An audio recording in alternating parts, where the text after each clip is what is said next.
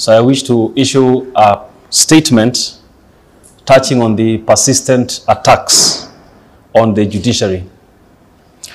On the 20th of May 2025, the judiciary took the unprecedented step of requesting the Director of Public Prosecutions to call for investigations into the conduct of Senior Counsel Ahmednassir Abdullahi, who has consistently disparaged the judiciary, its leadership, and judges with relentless but baseless claims of corruption. Through a series of social media posts over the past months, he has made sensational allegations of judicial corruption, but he has declined to name the concerned judges, nor to table a formal complaint with evidence to the Judicial Service Commission or other law enforcement agencies. As an institution, we have numerously stated, and I wish to reiterate here, that we are open to scrutiny and are willing to be held to account. It is in that light that we have consistently urged persons with credible complaints of misconduct to present them for processing through the appropriate channels. Despite these calls, Senior Counsel Ahmednassir has resorted to a campaign to disparage the judiciary, its leadership, and senior judges without making any formal complaint, leading us to conclude that he does not have any credible information and is simply besmirching the reputation of the judiciary and its leadership for his own undisclosed ends. This pattern of conduct is not only unbecoming and unprofessional of an advocate with the status of senior counsel, but potentially serves to erode public confidence in the judiciary and eventually undermine the rule of law, which is one of the ideals upon which our constitutional democracy is founded. In the constitutional architecture of democratic states such as Kenya, the judiciary is established as the last bastion for the realization and the defense of rights and freedoms of all individuals. Judges, judicial officers, and staff under the judiciary work under extremely difficult and constrained environments, if only but to deliver on this constitutional promise. The judiciary must therefore, whilst being held accountable, be jealously defended and supported by all well-meaning people. And while we respect the freedom of speech, which is constitutionally guaranteed, there are limits to this freedom, and it cannot be abused in a manner that stokes public mistrust in the judicial system. Free speech must be exercised responsibly. Kenya is greater than any single individual. No one is above the law. And I repeat, no one is above the law. No one should be allowed to parade their impunity and mock the very constitution that holds the fabric of this country together. We need not remind Kenyans of what can happen when the general populace loses confidence in the court system.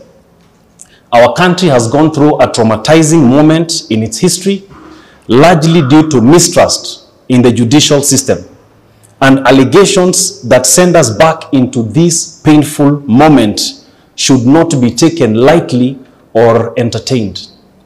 Such misdirected, callous, and casual and reckless conduct makes us wonder what exactly is the agenda of Mr. Ahmednassir. We therefore reiterate our call to the Director of Public Prosecutions to take appropriate action within his constitutional mandate. We also urge the leadership of the Law Society of Kenya and the Senior Counsel Bar to take such measures as are within their respective mandates to bring discipline and order among its members, and specifically Senior Counsel Ahmednassir, and also restore the dignity of the bar and the legal profession. Only then shall the bar and bench retain the respect and trust that they ought to have for each other and from the public at large. Thank you very much. So what we are really saying here is that an individual cannot be allowed to parade their impunity, have a place really to talk without an iota of evidence, and just want to besmirch individuals and an entire institution. There must be some sense of responsibility. No one is greater than this country. And such baseless allegations, when allowed to continue, lead this country in a very dangerous path. And we know where this country has been when there are allegations that cannot be substantiated and that therefore make the populace lose confidence in a critical institution like the judiciary. And I have said, and we have said time without number, that we are open to be held to account. And there are measures that we have taken as an institution to ensure that there is accountability that is being upheld. And we are open. And we are also open to suggestions that can help us improve on our systems and on our processes. But to have baseless allegations made without any evidence for purposes that are not defined consistently for months, we don't know what exactly Senior Counsel wants accomplished. We wonder, what exactly is he up to?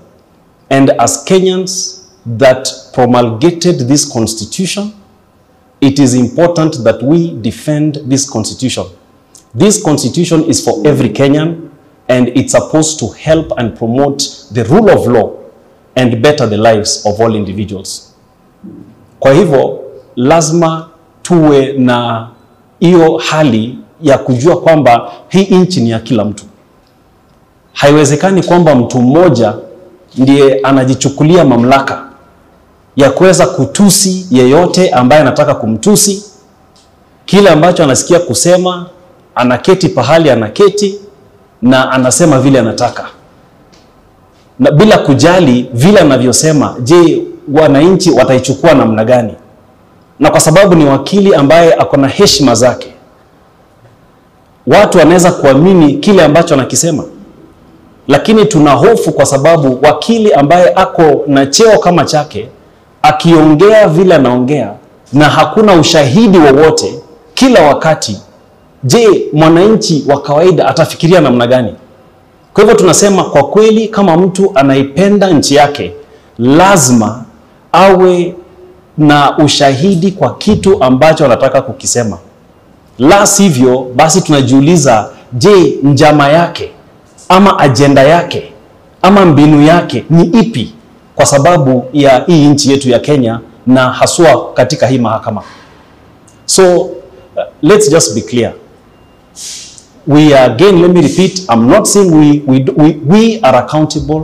We are committed to being held to account, but it should not just be allegations being made and then things just flying. Some statements about, this may be satire. This is not a kindergarten drama festival where we talk about, any allegation and then we cannot prove it. And then we say, no, this is based on some satirical play or drama. This is not a kindergarten, drama festival. So please, this is a country that has got a great potential, and such conduct cannot and should not be entertained. And no one will succeed in causing this country to come down from all the hard-earned gains that have been gotten up to this point. Thank you very much.